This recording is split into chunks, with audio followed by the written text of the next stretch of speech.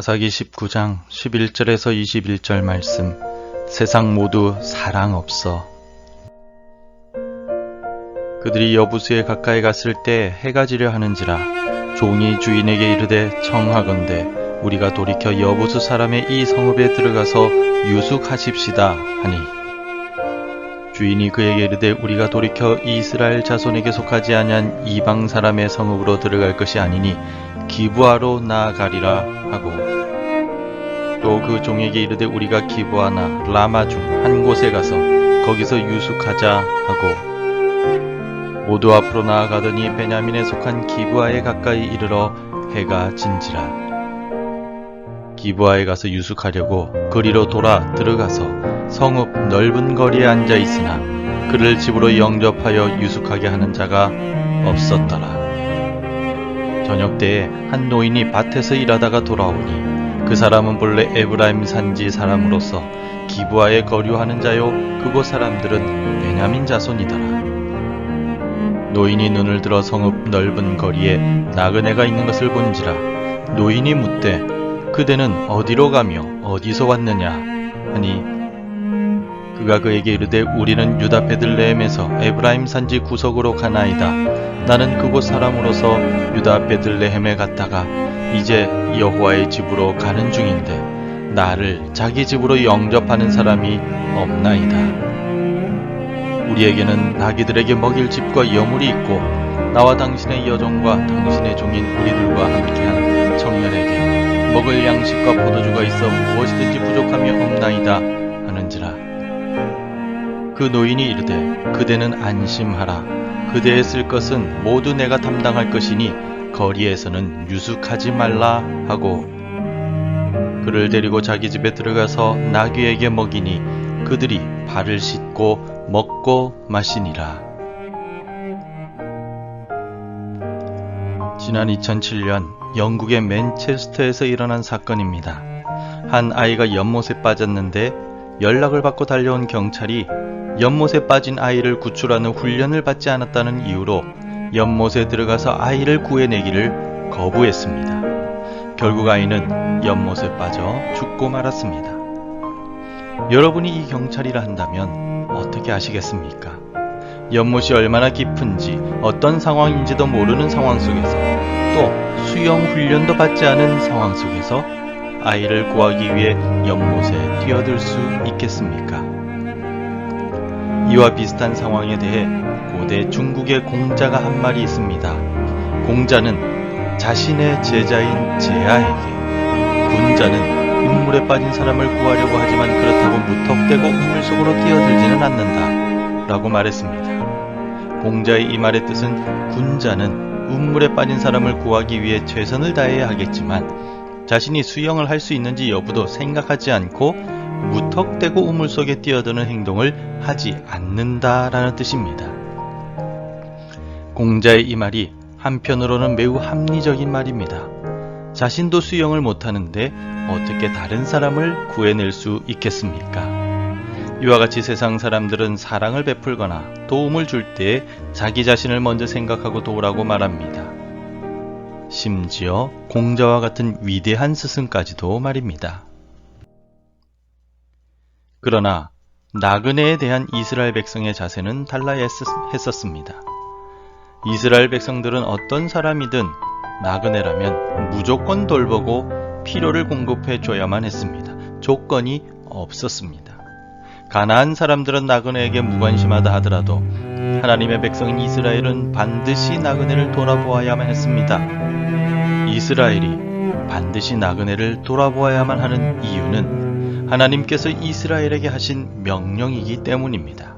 하나님께서 모세를 통하여 이스라엘 백성들에게 율법을 가르쳐 주실 때 이렇게 말씀하신 구절이 있습니다. 출애굽기 22장 21절에서 너는 이방 나그네를 압제하지 말며 그들을 학대하지 말라.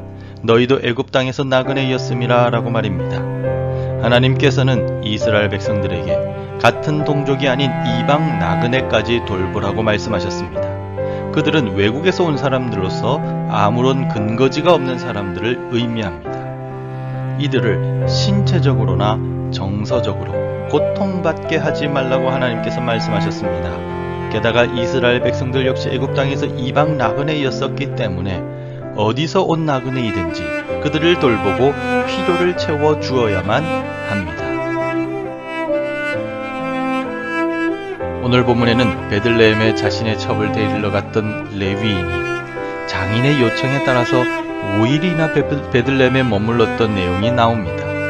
그리고는 뒤늦은 시간에 에브라임을 향해 출발했다가 기브아에 도착했을 무렵 해가 저물게 됩니다. 그래서 동족인 베냐민 지파의 땅인 기브아에서 유숙하고 다음날 에브라임으로 가려고 하였습니다. 본문의 15절에 기브아에 가서 유숙하려고 그리로 돌아 들어가서 성읍 넓은 거리에 앉아 있으나 그를 집으로 영접하여 유숙하게 하는 자가 없었더라.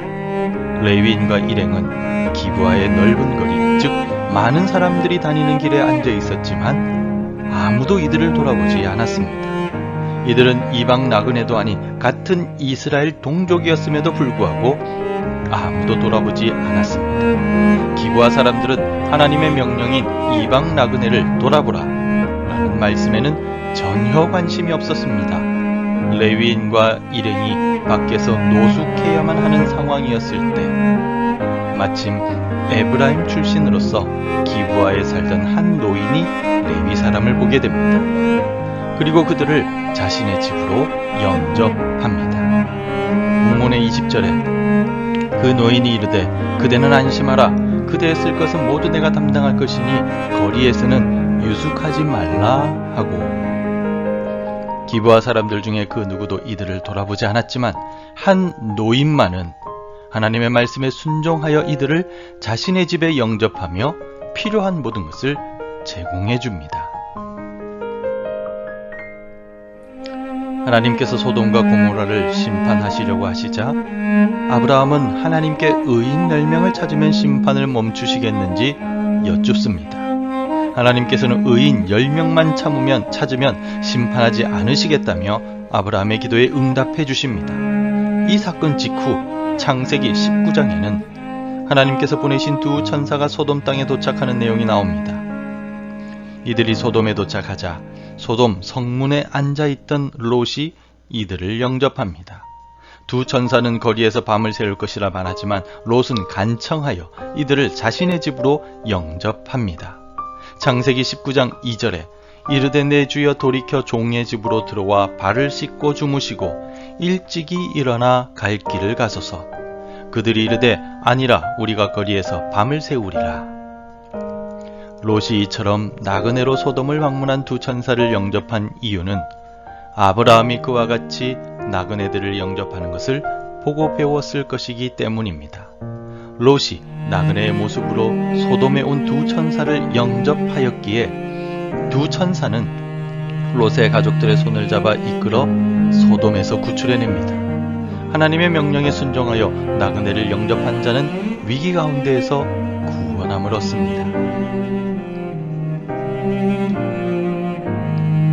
기브아 사람들 중에 오직 한 노인만이 밖에서 노숙할 위기에 놓인 레위인들을 영접하였습니다. 롯도 소돔 성문에 앉아있다가 두 천사를 자기의 집으로 영접합니다. 이와 같이 나그네를 영접하는 일은 하나님께서 명령하신 일입니다. 그러니 그리스도인들은 하나님의 말씀에 순종하여 나그네를 영접하고 곤란에 처한 사람들을 기억하며 그들을 위해 기도해야 합니다.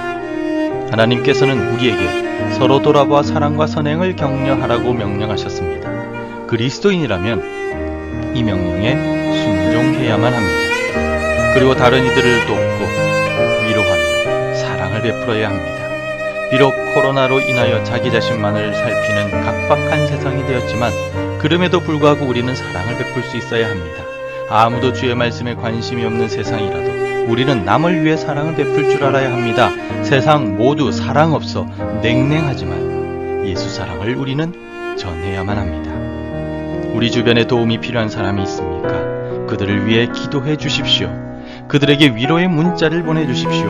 곤란한 이들을 돌아보고 기도하는 것이 곧 나그네를 영접하는 사랑을 베푸는 것이 됨을 기억하고 오늘도 주의 말씀대로 사랑을 베풀며 살아가길 바랍니다. 기도하겠습니다. 하나님, 오늘 하루를 살아가며 우리 주님의 말씀대로 서로 돌아보아 사랑과 선행을 격려하고 어렵고 힘든 이들을 기억하고 그들을 위해 기도하며 문자와 전화로 그들에게 사랑을 베풀게 하여 주옵소서. 세상 모두 사랑 없어서 냉랭하지만 우리는 예수 사랑을 끝까지 전할 수 있도록 은혜 주시옵소서. 예수님 이름으로 기도합니다. 아멘. 함께 기도해 주시기 바랍니다. 곤란한 상황에 놓인 이들을 위해서 기도하는 마음을 주시고 코로나의 위협 속에서 우리를 보호해 주시며 우리 자녀들의 걸음을 인도하시고 축복해 주소서. 오늘도 말씀과 기도로 하루를 시작하시기를 바랍니다.